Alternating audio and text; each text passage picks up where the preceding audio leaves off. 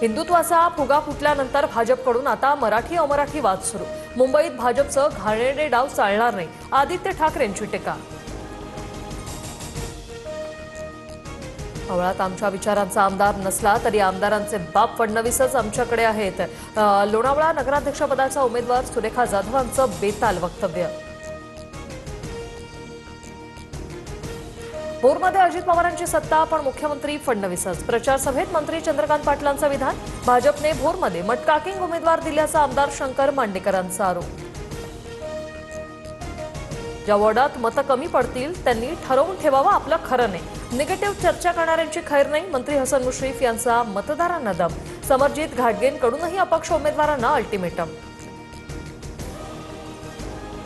जालन्याच्या परतूर नगरपालिकेसाठी राजकीय विरोधक एकत्र। रावसाहेब दानवे आणि बबनराव लोणीकर एकाच व्यासपीठावर।